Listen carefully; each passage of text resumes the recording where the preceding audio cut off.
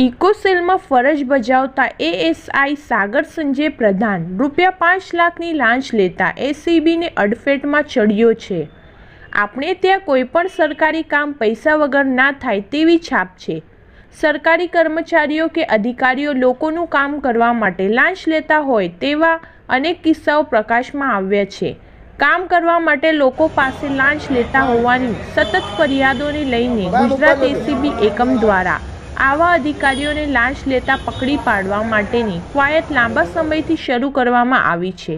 ત્યારે સુરત એસીબી એકમે આવા જ એક અધિકારીઓને પકડી પાડવામાં સફળતા મેળવી છે। જણાવી દઈએ કે સુરત એસીબી એકમ દ્વારા સુરતના ઇકોસેલ એટલે કે આર્થિક ગુના નિવારણ શાખાના અધિકારી વતી મળતિયાને ₹5 લાખની લાંચ લેતા ઝડપી પાડવામાં આવ્યા છે।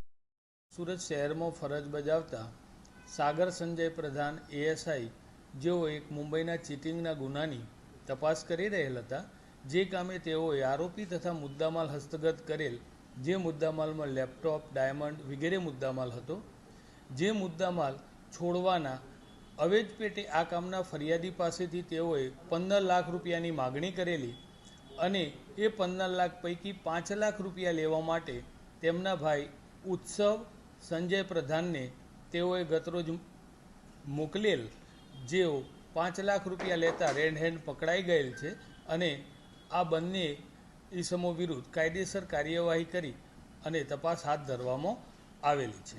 સર, આટલી મોટી રકમ હોય કે એએસઆઈ માંગે છે, તો શું લાગે આની પાછળ કોઈ એસીપી ડીસીપી કે કોઈ પણ મોટો અધિકારી સંડોવણી હોય? એ આ તબક્કે ન કહી શકાય, પરંતુ તપાસમાં અમે તમામ મુદ્દા આવરી લઈશું અને અમારી તપાસ બાદ જ એ વસ્તુ ખબર પડે કે ખરેખર આ પૈસાનો કઈ રીતે કોણ ઉપયોગ કરવાનો।